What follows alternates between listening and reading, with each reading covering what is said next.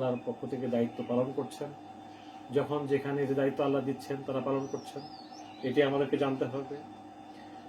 ওয়া কুতুবিহি, এবং এই কিতাব আমাদেরকে পড়তে হবে, এই কিতাব আমাদেরকে মেনে নিতে হবে, এই কিতাব আমাদেরকে বুঝতে হবে। আর রসুলিহি, এবং তার রাসূলদেরকে, পৃথিবীর রাসূলদেরকে রাসূল হিসাবে মেনে নিতে হবে। এই জন্য আল্লাহ রাসূল সাল্লাল্লাহু আলাইহি ওয়াসাল্লাম একটি হাদিসে বলেছেন যে জাফা তা'আমুল ঈমান, ঈমানের স্বাদ সে পেল মান রাদিয়া বিল্লাহি রাব্বান, যে তার রবকে রব হিসাবে মেনে নিল, অবিল ইসলামে দীনা, ইসলামকে জীবনের আদর্শ হিসাবে মেনে নিল, জীবন ব্যবস্থা হিসাবে মেনে নিল, অবি মুহাম্মদ রাসূলুল্লাহ, এবং রাসূল সাল্লাল্লাহু আলাইহি ওয়াসাল্লামকে, মুহাম্মদ সাল্লাল্লাহু আলাইহি ওয়াসাল্লামকে রাসূল হিসাবে মেনে নিল। এই কাজটি যারা করবে তারা ঈমানের স্বাদ পেল, ঈমানের টেস্ট পেল, ঈমানের মজাটা কি এখানে পেল। এই বিষয়টা খুবই গুরুত্বপূর্ণ একটা বিষয়। লা নুফাররিকু বাইনা আহাদিম মির রাসূলিহি, আমরা কোনো পার্থক্য করি না। এখানে একটা গুরুত্বপূর্ণ মেসেজ পৃথিবীবাসীর জন্য আছে। আদম আলাইহিস সালাম থেকে শুরু করে সর্বশেষ নবী মুহাম্মদ সাল্লাল্লাহু আলাইহি ওয়াসাল্লাম, কেউ বলেন 1,24,000 পয়গম্বর বলেন, কেউ বলেন 2,24,000 পয়গম্বর। কোন পয়গম্বর, কোন নবী রাসূলদের আদর্শের মধ্যে কোনো পার্থক্য ছিল না। পৃথিবীর সবাই পৃথিবীর মানুষদেরকে একটি বিষয়ের দিকে আহ্বান করেছেন, ইয়া কওমি ইবুদুল্লাহ মা লাকুম মিন ইলাহিন গায়রুহু, হে আমার জাতি, তোমরা আল্লাহর গোলামি করো এবং তিনি ছাড়া আর তোমাদের কোনো ইলাহ নেই, আর কোনো ইলাহ নেই। সব নবী রাসূল একটি বিষয়ের দিকে আহ্বান করেছেন, কিন্তু পৃথিবীর যারা মস্তিষ্ক প্রসূত চিন্তা ভাবনায় লালিত পালিত, এক একজন দার্শনিকের এক একটা মত, এক একটা থিং। এই জন্য আমরা কোনো বিষয়ে সিদ্ধান্ত উপনীত হতে পারি না, কোনো বিষয়ে আমরা একমত হতে পারি না। যেমন শিক্ষা সম্পর্কে, শিক্ষার সংজ্ঞাটা কি? কত মনীষীর যে কত রকমের কথা আছে তার শেষ নাই। মূল বিষয়টা আমরা এখনো বুঝে উঠতে পারি না যে মূল ডেফিনিশনটা কি। কিন্তু ইসলামের কনসেপশন সেম। এভাবে পৃথিবীর যতগুলো ইস্যু আছে সব ইস্যুতে নবী রাসূলদের বক্তব্য ছিল সেম। তো এটা একটা আমাদের গুরুত্বপূর্ণ বিষয় যে এখানে কোনো দ্বিমত নাই, এখানে কোনো আলাদা কোনো মতপার্থক্য নেই। অতএব সবার মেসেজ ছিল এক, সবাই আমাদেরকে একটি দিকে আহ্বান করেছে, তোমরা আল্লাহর গোলামি করো।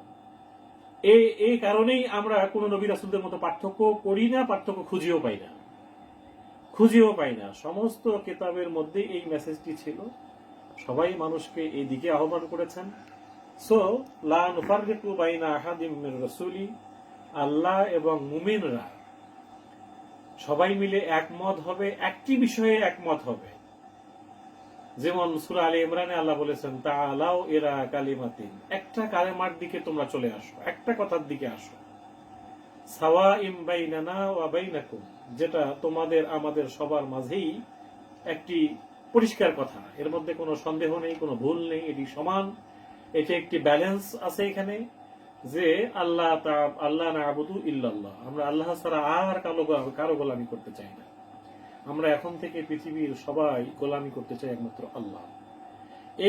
এই বিষয়টাতে যদি আমরা একমত হই তাহলে আমাদের কোনো মতপার্থক্য থাকে না, কোনো গ্রুপিং থাকে না, কোনো এখানে ফেরকা থাকে না। আমরা সবাই মিলে কোনো নবীর মধ্যে, রাসূলদের মধ্যে, কিতাবদের মধ্যে কোনো পার্থক্য করি না। আমাদের সবার ধ্যান ধারণা চিন্তা ভাবনা এক, সেটা হলো যে আমরা এই পৃথিবীতে আল্লাহর গোলামি করতে চাই। আমাদের ঈমান আল্লাহর উপরে, রাসূলের উপরে, ফেরেশতাদের উপরে, কিতাবের উপরে। এই ঈমানের বিষয়টি আমরা সংক্ষিপ্তভাবে জানতে পারি তাওহীদ, রিসালাত, আখিরাত। আমাদের ঈমান থাকবে তাওহীদের উপরে, রিসালাতের উপরে, আখিরাতের উপরে। এখানে আমাদের পুরো বিষয়টাই এখানে চলে আসে। এই তিনটি বিষয় যদি আমরা আলোচনা করি, এই কথাগুলো বলার পরে এই বলে ঘোষণা দেওয়ার মধ্যেই কিন্তু সমাধান নয়। সমাধানটা হচ্ছে যে ওয়াকালু সামি'না ওয়া আতা'না, আমাদেরকে মেনে নিতে হবে আর আমাদেরকে শুনতে হবে। ওয়াকালু সামি'না ওয়া আতা'না, খুবই গুরুত্বপূর্ণ কথা। আজকে এই সমাজ, এই পৃথিবী, আমরা কোরআনের এই কথাগুলো আমরা শুনেছি, মেনে নেইনি, অথবা আমরা মন দিয়ে শুনি নাই। অথবা উহু আহা করেছি, চোখের পানি ফেলেছি, সুবহানাল্লাহ বলেছি, কিন্তু এটাকে জীবনের সাথে মিলে নেইনি, আমাদের কার্যক্রমের সাথে মিলে নেইনি। আজকে গতকালকে একটা মেসেজ পেলাম, জাপানের একজন দার্শনিক বলেছেন যে ইউরোপে মুসলমান নাই কিন্তু ইসলাম আছে। এশিয়ার মধ্যে মুসলমান আছে কিন্তু ইসলাম নাই। Very important speech, very very important.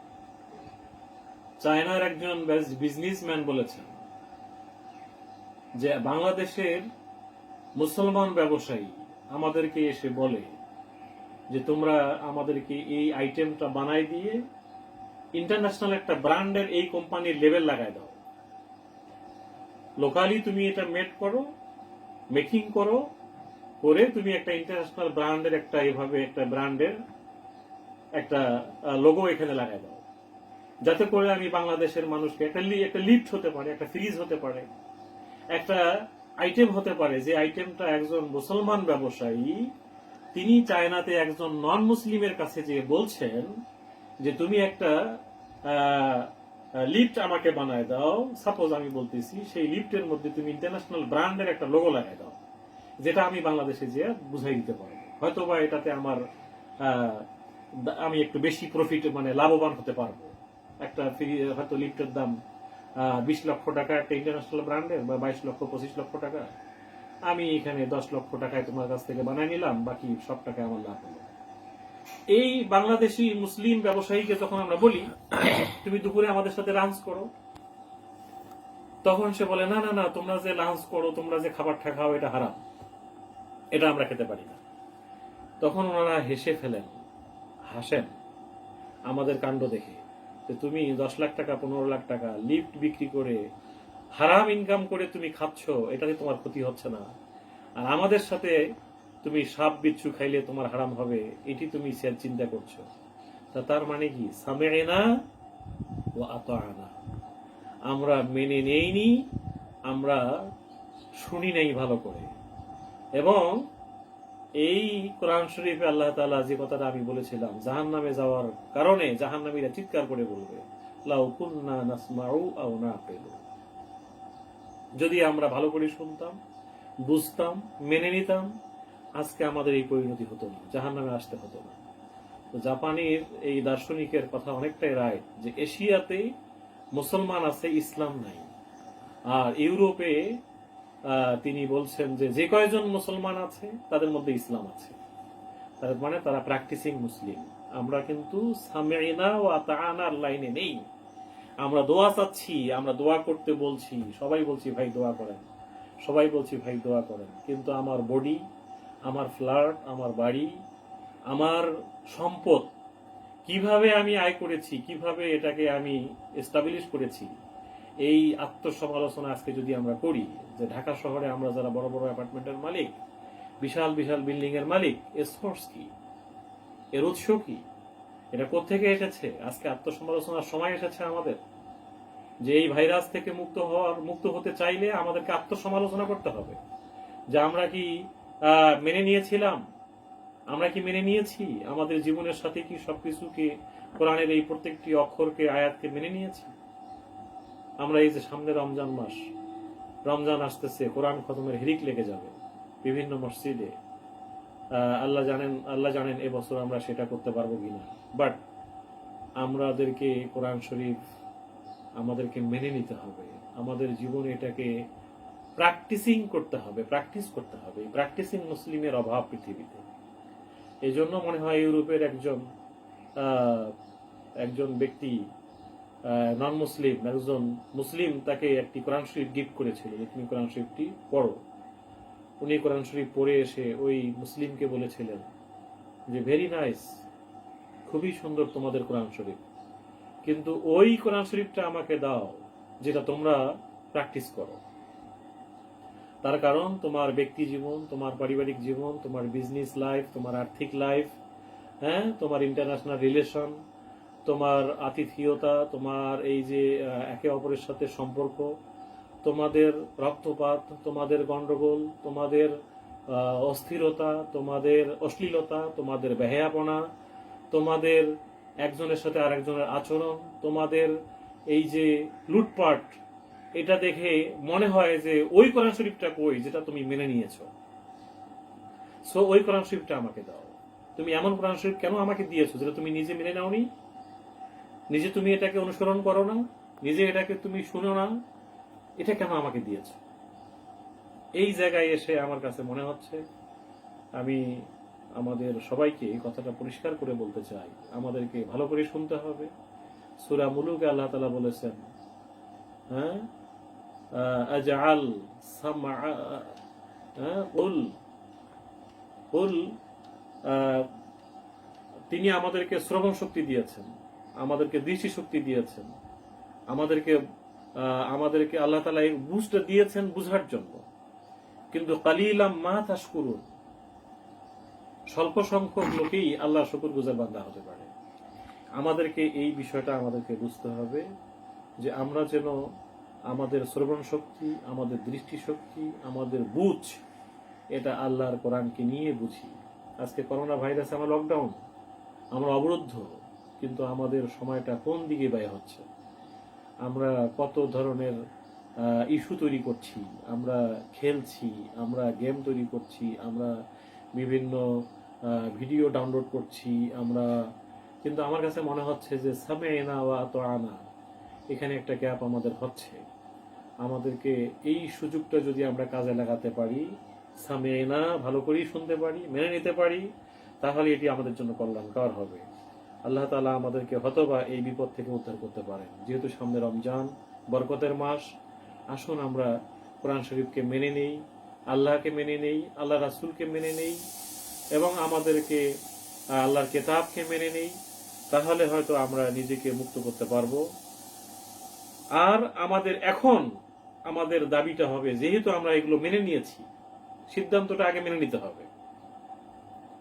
সিদ্ধান্তটা হলো আগে মেনে নিতে হবে। নেওয়ার পরে আমি এখন আল্লাহ তাআলাকে বলবো যে হে আমার রব, রব্বানা, হে আমাদের রব, আমরা চেষ্টা করছি, আমরা মেনে নিয়েছি, আমার ক্যাপাসিটি অনুযায়ী আমি এটা অ্যাকসেপ্ট করেছি, গুফরানাকা, আমাদেরকে মাফ করে দাও, ক্ষমা করে দাও।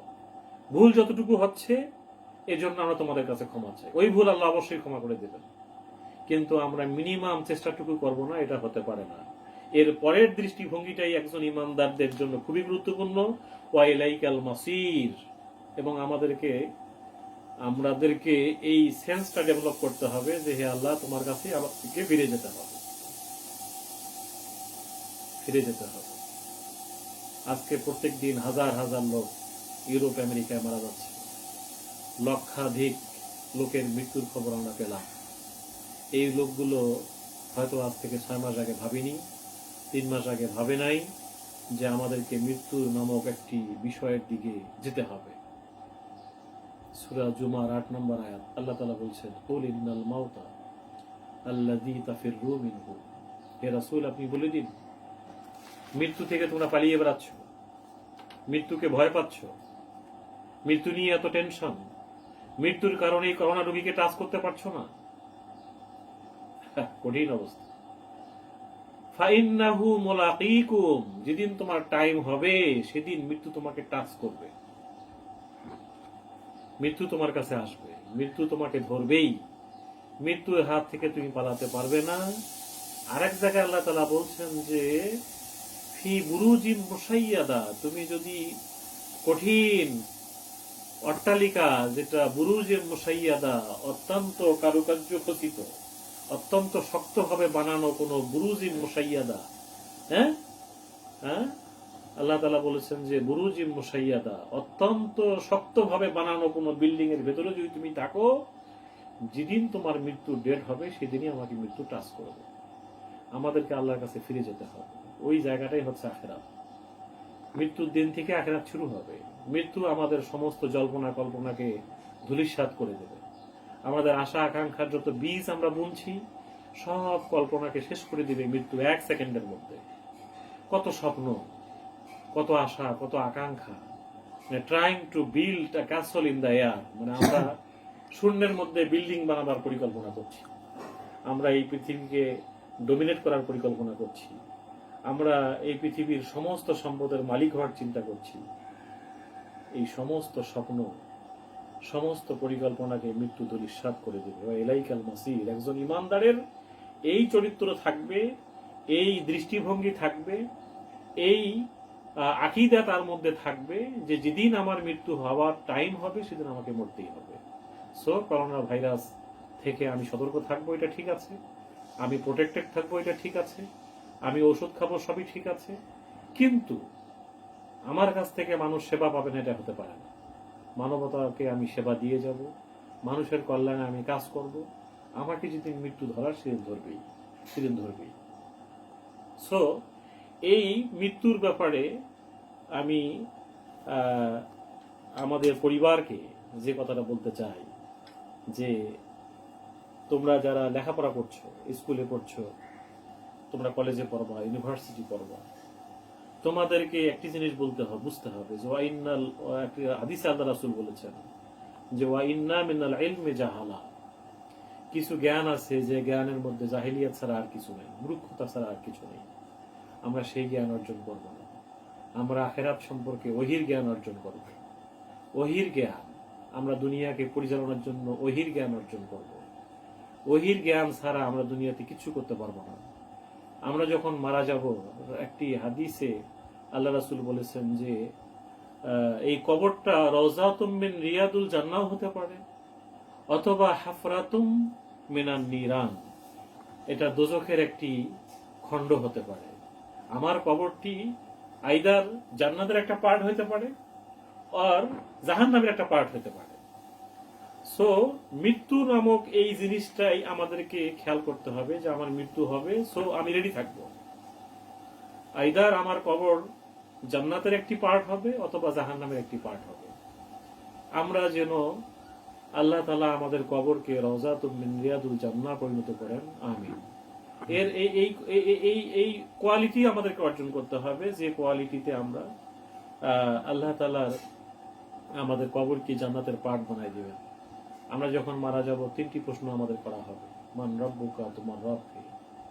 ওমা দীনুকা, তোমার দিন কি, তোমার জীবন ব্যবস্থা কি ছিল। ওই ঈমানের মধ্যে কথাগুলো বলা আছে। হাযা রাজুল, এই লোকটিকে যাকে প্রেরণ করা হয়েছিল। আমরা যদি সত্যিকার অর্থে এই উপরের যে মূলনীতির কথাটা বলা হলো, যে আকীদার কথা বলা হলো, আমরা আল্লাহ, ফেরেশতা, কিতাব, রাসূল এর উপর যদি আমাদের ঈমান থাকে, তাহলে আমরা পরিষ্কার করে বলতে পারবো যে আমাদের রব আল্লাহ, আমাদের দ্বীন ইসলাম। ওই ব্যক্তিটি হচ্ছেন মুহাম্মদ রাসূলুল্লাহ সাল্লাল্লাহু আলাইহি ওয়াসাল্লাম। তাহলেই কিন্তু হাদিসে আল্লাহ রাসূল সাল্লাল্লাহু আলাইহি ওয়াসাল্লাম বলেছেন যে আমাদেরকে জান্নাতের পোশাক পরানো হবে। ওয়া আফতাহু লাহু বাবান ইলাল জান্নাহ, জান্নাতের সঙ্গে আমার কবরকে লিংক করা হবে। এটা হবে রওজাতুম মিন রিয়াদুল জান্নাহ। ওয়া আফরাশাহু মিনাল জান্নাহ, আমাকে জান্নাতের পোশাক পরিয়ে দেওয়া হবে। খুবই গুরুত্বপূর্ণ কথা। আর যদি আমি সেই কোশ্চেনের আনসার করতে না পারি, তাহলে আমি বলবো হা হা লা আদরি, আমি তো কিছু জানি না, আমি কিছু করতে পারি না। এই করোনা ভাইরাসের সময়ও আমরা প্রাণের সম্পদকে লুট করে ফেলছি, বিভিন্ন জায়গায় পুলিশ ধরতে পারছে। এই কোয়ালিটি সম্পন্ন লোকেরা কি কবরে যে এই কোশ্চেনের আনসার করতে পারবে? সো আমাদেরকে মানুষ হতে হবে। যদি আমি সেখানে আনসার করতে না পারি, বলা হবে তাকে জাহান্নামের পোশাক পরিয়ে দাও, তার কবরকে জাহান্নামের সাথে লিংক করে দাও এবং তার কবরে জাহান্নামের বিছানা বিছিয়ে দাও। এর মাধ্যমে যে জিনিসটা প্রমাণিত হবে, যেটি হবে হাফরাতুম মিনান নিরান, এটা হবে একটি জাহান্নামের খণ্ড। আর যদি আমি আনসার করতে পারি, তাহলে আমার কবরটি হবে জান্নাতের একটি টুকরা। আল্লাহ তাআলা আমাদেরকে আমরা এই ভাইরাসের মাধ্যমে মারা যাই অথবা এমনি মারা যাই, যেভাবে মারা যাই না কেন। আমার অনেকেই বলছেন যে গোসল হবে না, অনেকেই বলতেছেন যে আমার লাশ দাফন হবে না। লাশ নিয়ে অনেকেই চিন্তিত, কিন্তু আমাদেরকে একটা জিনিস বুঝতে হবে যে শহীদদের লাশ নিয়ে শহীদরা কখনো চিন্তা করে না। তাদের গোসল হয় না, তারা সরাসরি জান্নাতে চলে যায়, তারা জান্নাতের সুঘ্রাণ পায়। আমরা এই এই মানসিকতা আমাদেরকে ডেভেলপ করতে হবে যে আমি আমার গোসল হলো না, নাও হতে পারে, অথবা আমার লাশ কেউ ধরলো না, এরকম নাও হতে পারে, কিন্তু আমার লাশ নিয়ে, আমার বডিকে নিয়ে চিন্তা না করে আমার নিজেকে নিয়ে চিন্তা করা উচিত যে আমি কি জাহান্নামের অধিবাসী হচ্ছি নাকি জান্নাতের অধিবাসী হচ্ছি। এই বিষয়টা আমাদের চিন্তা করা উচিত, এখনই চিন্তা করার সময়। তার কারণ ওমর রাদিয়াল্লাহু তাআলা আনহু বলেছেন যে আমাদের কবরটা হবে আফসোসের সাগর, বাহারুন নেদা। ওখানে যে হয়তো হবে, হায়রে আমি কি করলাম, কি করলাম, ছেলে মেয়েদেরকে মানুষ করতে পারলাম না, সম্পদ অর্জন করলাম, কাকে দিয়ে আসলাম, এই সম্পদ আমার কোনো কাজে লাগলো না, আজকে আমি কোথায়। এই আফসোসটা শুরু হওয়ার আগে এখনই সময়। লকডাউনে আছি, এখনই সময়। আমি এখন অবরুদ্ধ আছি, আইসোলেশনে আছি, এখনই সময় তওবা করার, এখনই সময় ফিরে আসার, এখনই সময় আমাদেরকে কিভাবে নিজেকে তৈরি করতে পারি, পরিবারকে তৈরি করতে পারি, ছেলে মেয়েদেরকে আমরা এগিয়ে নিতে পারি, এখনই সময় সিদ্ধান্ত নেওয়ার, এখনই সময়। আমরা আরেকটি কথা জানি যে কিয়ামতের ময়দানে আমাদেরকে 5টি প্রশ্ন করা হবে, 5টি প্রশ্ন করা হবে। সেই 5টি প্রশ্ন আল্লাহ তাআলা রাসূল সাল্লাল্লাহু আলাইহি ওয়াসাল্লাম আমাদেরকে হাদিসে জানিয়ে দিয়েছেন। লা তাজুলু কাদামা ইবনে আদম হাত্তা ইউসআলা আন খামসিন। আদম সন্তান 5টি প্রশ্নের উত্তর না দেওয়া পর্যন্ত কিয়ামতের ময়দানের সামনে এগোতে পারবে না। নাম্বার 1, আন উমুরিহি ফিমা আবনাহু। তাকে একটা জীবন দেওয়া হয়েছিল, এই জীবনটা সে কোন খাতে ব্যয় করেছে। ওয়ান শাবাবিহি ফিমা আবলাহু। তাকে একটি যৌবনকাল দেওয়া হয়েছিল, এই সময়টা সে কোন কাজে ব্যয় করেছে। ওয়ান মালিহি আইনা ইকতাসাবাহু। সম্পদ কিভাবে আয় করেছে। ওমা অফিমা আনফাকাহু। সম্পদকে কিভাবে সে ব্যয় করেছে। এবং যে জ্ঞান সে অর্জন করেছিল সে অনুযায়ী সে আমল করেছে কিনা। ওমা আমিলা। সে সেভাবে আমল করেছে কিনা যে এলেম তার মধ্যে ছিল। Very very important. 60 বছরের, 70 বছরের, 100 বছরের, 80 বছরের পুরো জীবনের ইস্যুটাই এই 5টা কোশ্চেনের মধ্যে আছে। আমার 80 বছরের জীবনটা আমি কোন খাতে ব্যয় করেছি, একটা প্রশ্নই পুরো জীবনের সঙ্গে জড়িত। ভেরি ইম্পর্টেন্ট, খুবই গুরুত্বপূর্ণ কথা। পুরো যৌবন কালটার সাথে একটি প্রশ্ন জড়িত। পুরো সম্পদ, কোটি কোটি টাকার সম্পদ, অ্যাসেট তৈরি করে রেখে গেছি, মিলিয়ন, বিলিয়ন, ট্রিলিয়ন। পুরো সম্পদ, আয় এবং ব্যয়ের 2টা কোশ্চেন এখানে আছে।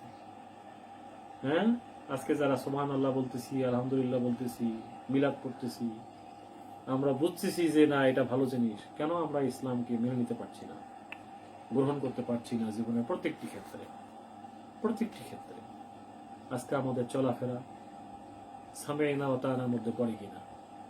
আমাদের এখনো এই ভাইরাসের এই ইস্যুতেও আমরা বিভিন্ন জায়গায় তাকালে দেখতে পাই, বিভিন্ন চ্যানেলে দেখতে পাই, বিভিন্ন মিডিয়াতে দেখতে পাচ্ছি যে আমাদের মধ্যে পরিবর্তনটা কতটুকু আসলো, সামি'না ওয়া আতা'না কতটুকু মেনে নিতে পারলাম।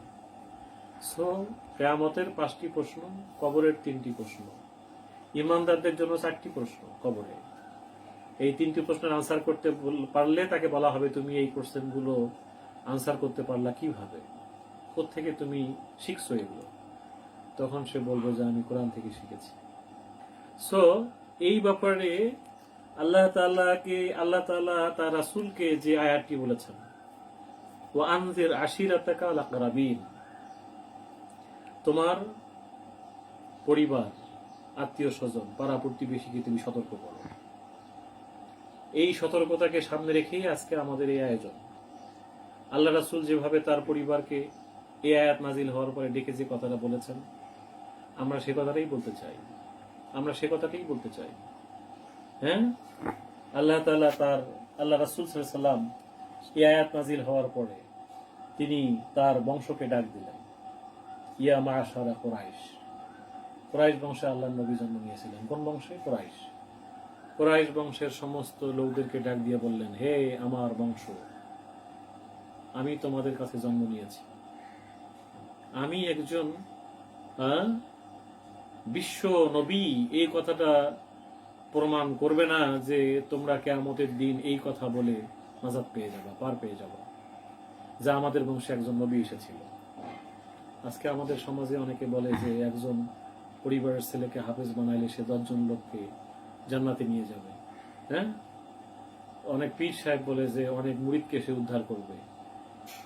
এই সমস্ত কথার কোনো ভিত্তি নেই, কোনো ভিত্তি নেই, কোনো ভিত্তি নেই। কিয়ামতের ময়দানে কোনো নবী কথা বলতে পারবে না, সাহস পাবে না। খুব কঠিন জায়গা কিয়ামতের মাঠ। আদম আলাইহিস সালামের কাছে লোকজন যাবে, ইয়া আবাল বাশার, হে আমাদের পিতা, আমাদেরকে রক্ষা করুন। আদম আলাইহিস সালাম বলবে যে সরি, আমি কিছু করতে পারবো না। এভাবে 1,24,000 পয়গম্বর সবার কাছে লোকজন দৌড়ে যাবে, আমাদেরকে রক্ষা করো। কেউ সাহস পাবে না কথা বলা। একমাত্র মুহাম্মদ রাসূলুল্লাহ সাল্লাল্লাহু আলাইহি সাল্লাম বলবেন যে আমি কথা বলতে পারবো না। আল্লাহর রাগ এত বেশি প্রচন্ড হবে যে সেখানে আমি কথা বলার সাহস পাবো না, কিন্তু আমি সেজদায় থাকবো, আমি সেজদায় থেকে কাঁদতে থাকবো। আমার কান্না দেখে আল্লাহ বলবেন যে হে মুহাম্মদ, তোমার মাথা উঠাও, তুমি কি বলতে চাও বলো। তো যেখানে নবীরা কথা বলার সাহস পাবে না, সেখানে আমাদের পিশাব কিভাবে কথা বলতে পারবে, কিভাবে বলতে পারবে? আমাদেরকে আল্লাহ রাসূল সাল্লাল্লাহু আলাইহি ওয়াসাল্লাম তার পরিবারকে ডেকে বললেন যে হে আমার বংশধর, তার পরিবারকে, তার বংশকে ডেকে বললেন আমি কিচ্ছু করতে পারবো না, তোমাদেরকে সেলফ প্রোটেক্টেড হইতে হবে। তোমাদেরকে এই যেমন করোনা ভাইরাস নিয়ে তোমরা খুবই অস্থির, তোমরা একটা ইস্যু নিয়ে যেমন খুবই অস্থির, কিয়ামতের ময়দানে নাজাতের জন্য তোমাদেরকে নিজেকে তৈরি করে নিতে হবে, নিজেকে প্রস্তুত করতে হবে। তিনি তার দাদাকে ডাক দিলেন, ইয়া আব্দে মানাফ, ডাক দিয়ে বললেন যে আমি আল্লাহর জন্য, আল্লাহর দরবারে কিয়ামতের ময়দানে তোমাদের জন্য কিছু করতে পারবো না। তোমাদের আমল দিয়ে তোমাদেরকে পার পেয়ে যেতে হবে, তোমাদেরকে তৈরি হতে হবে। চাচাকে ডাক দিলেন, ইয়া আব্বাস ইবনে আব্দুল মুত্তালিব, চাচা আব্বাসকে ডাক দিয়ে বললেন, হ্যাঁ, লা গনি মিন আল্লাহি শাইয়া, আমি কিচ্ছু করতে পারবো না আল্লাহ তাআলার কাছে, তোমাদের নিজেকে তৈরি হতে হবে। চাচাকে ডাক দিয়ে বললেন, ইভেন চাচার মৃত্যুর সময়, আবু তালেবের মৃত্যুর সময় আল্লাহ রাসূল বলেছিলেন যে আপনি ঈমান আনেন, কিন্তু সে তো ঈমান আনেনি। এভাবে তিনি ঈমান না আনার কারণে কিছু করা যাবে না, যে ঈমান থাকতে হবে, এই আদর্শে নিজেকে তৈরি করতে হবে, এই গুণে নিজেকে গুণান্বিত করতে হবে।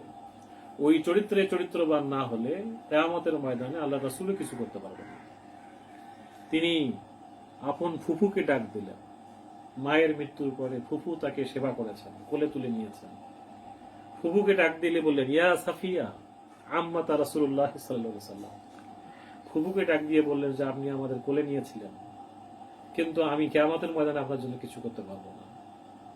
নিজের মেয়ে ফাতেমাকে ডাক দিয়ে বললেন, ইয়া ফাতেমা বিনতে মুহাম্মদ সাল্লাল্লাহু আলাইহি ওয়াসাল্লাম, কার মেয়ে? মুহাম্মদ সাল্লাল্লাহু আলাইহি ওয়াসাল্লাম মেয়ে ফাতেমা।